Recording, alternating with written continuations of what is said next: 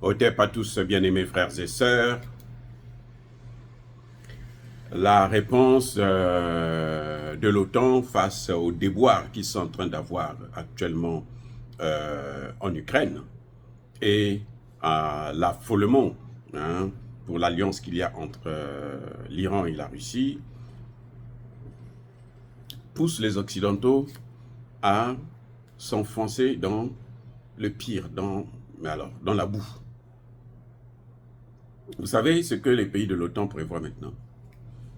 Ils disent que, bon, pour faire face à la Russie, nous devons créer 49 bataillons de 5000 hommes chacun. Donc, sur 49 brigades, si chaque brigade compte 5000 hommes, vous avez au total près de 225 000 hommes. Soyons sérieux. Est-ce que ça fera la différence? Je reprends. Soyons sérieux. Est-ce que ça fera la différence? Ah, c'est un. Deuxième des choses.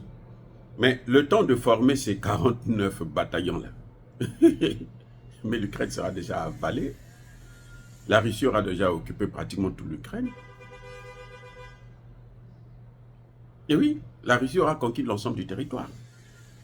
Puisque là, on nous annonce que Pokrovsk est tombé. Qu'est-ce qui reste d'autre? Si le centre névralgique là est tombé, en tout cas pour ce qu'est le Donbass, c'est fini. Donc vous voyez, ces gens-là, ils ont mal réfléchi, ils réfléchissent mal. Ils ont eu l'avantage de prendre les Noirs en esclavage, de les coloniser, de les néocoloniser. Ils se disent que tout le monde acceptera leur violence. Tout le monde subira leur violence. Maintenant, là, il y a des pays qui disent « Nous ne voulons plus de votre violence. Si vous nous attaquez, vous nous agressez, on vous agresse. Si vous voulez la guerre, on fait la guerre. » Voilà ce qui est en train de se passer actuellement dans le monde. Vous rendez compte, l'OTAN, tous les pays de l'OTAN, près de 30 et quelques États, ils se réunissent et ils disent que nous devons former 250, 225 000 hommes. Mais il faut compter que dans ces hommes-là, il y a déjà des militaires. Un pays comme la France compte à peine 20 000 soldats. La France, 20 000 soldats actifs. Les États-Unis, la plus grande puissance, sont autour de 300. Donc, si vous prenez seulement tous les soldats de l'OTAN, ça ne pourra pas faire le nombre de soldats de la Russie, qui sera d'ici là, dans quelques semaines, quelques mois, à 1 500 000 soldats actifs et 1 million de soldats réservistes. Vous croyez qu'ils vont faire le poids? Surtout que la Russie a une avance déjà sur le plan technologique. Là, nous parlons que de la Russie. Mais si nous prenons aussi les alliés de la Russie, parce que l'OTAN, c'est un groupe de pays, mais la Russie aussi a des alliés, qui sont la Corée du Nord, qui sont l'Iran, qui sont la Chine. La Chine, à elle seule, fait 2 millions de soldats actifs. Donc, la voie que l'OTAN est en train de suivre, elle est en train de suivre la voie de la perdition. C'est-à-dire qu'en fait, nous voyons là un ensemble d'États qui sont en train de décliner, un empire qui est en train de décliner et qui ne veut pas chuter. Donc, il est obligé de s'accrocher à tout ce qui peut arriver comme idée pour essayer de résister. Mais non, c'est fini. Le problème, c'est que c'est fini. C'est à eux de changer de mode de vie pour prendre le train en marche, celui de la multipolarité. À mon avis, c'est la seule solution. Mais s'il faut s'accrocher, la chute là, elle va être plus dure. Eh oui. C'est comme un caillou qui est en l'air, qui est en train de tomber. Les feuilles là, quand vous tenez une feuille, vous allez tomber, la feuille va tomber avec vous. Au fur et à mesure, vous allez tomber jusqu'à ce que la chute, ça ne va pas arrêter la vitesse. Ça ne peut pas arrêter la vitesse, puisque c'est une chute libre. Et ça dépend de votre poids. Dans le cas échéant, ça dépend de votre poids militaire et économique. Donc quand vous allez tomber là, ça va faire très très très très mal. Donc cette voie-là, de va-t-en-guerre, ou de généraux de plateau qui gagnent les guerres sur les plateaux, c'est fini les gars, c'est fini, c'est fini. Réfléchissez comment vous devrez vivre avec les autres en paix. Parce que vous avez créé trop de guerres à l'extérieur. Des guerres proxy, c'est vous. Des guerres directes, c'est vous. On a vu en Irak, en Yougoslavie, en Libye, en Syrie, comment vous attaquez les pays.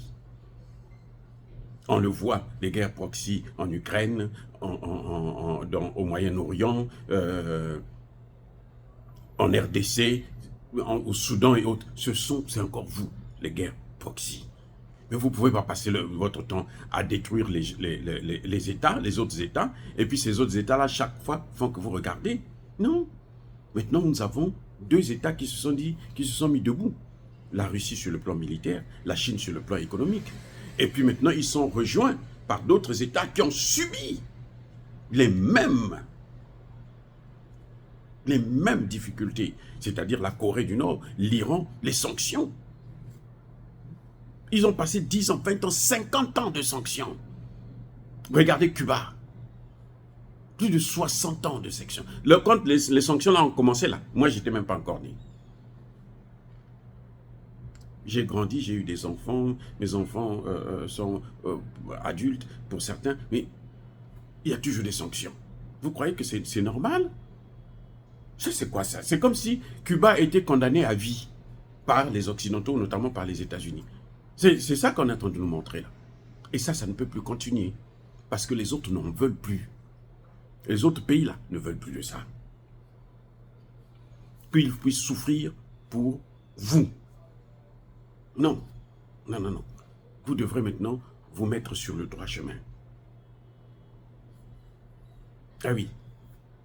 Donc, quand la Grande-Bretagne parle des négociations en Ukraine, parce que la Grande-Bretagne, elle demande, le ministère de la Défense britannique demande, mais que veut la Russie? Soyons sérieux. La Russie a déjà dit depuis, avant même l'intervention, la Russie avait dit pourquoi. Ce qu'elle voulait dans les accords de Minsk, qu'ils ont boycotté. Et maintenant, l'opération spéciale, elle a expliqué encore. Pas d'armes de l'OTAN en Ukraine. La neutralité de l'Ukraine. Eh oui, la neutralité de l'Ukraine. La protection du Donbass. Les populations du Donbass ont choisi, ils veulent rester maintenant russes. C'est fini, oubliez ça. Oubliez le Donbass, oubliez la Crimée. Ça ne peut pas continuer comme ça. Ils savent ce que veut la Russie, mais ils font exprès pour continuer à alimenter la guerre. C'est Zelensky qui est bête parce que Zelensky ne cesse de se faire massacrer, laisser massacrer ses troupes. Il va se retrouver sans armée. Les Ukrainiens ne voudront plus rentrer dans l'arme. Vous savez, dans ces pays-là, ils sont tellement habitués à frapper les autres méchamment, à être durs avec les autres, s'en foutre des gens, que, eh ben, ils ne veulent plus aller dans l'armée. Puisqu'ils font des guerres par proxy, donc ils pensent qu'il y a des gens qui vont faire des guerres pour eux. Et maintenant, ça commence de plus en plus à être plus compliqué. Vous savez, les pays arabes ont dit, vous n'allez pas intervenir contre l'Iran, je suis depuis notre sol. Les amis, la voie que les Occidentaux sont en train de suivre, elle est la mauvaise. Il est temps qu'ils comprennent que la multipolarité est un fait, un phénomène nouveau et qui s'impose. Le nouveau doit remplacer l'ancien. Soyez bénis, abondamment bénis par le Dieu de Kémité, par nos ancêtres angélisés. Mais que tous ceux qui persécutent le continent africain, le pillent et le déstabilisent, qu'ils soient noirs, blancs, chinois, arabes, juifs, indiens, ou qui qu'ils soient punis, maudits, foudroyés, neutralisés, écrasés, effacés par le Dieu de Kémité, par nos ancêtres angélisés. Vive l'Afrique éternelle, j'ai dit et j'assume.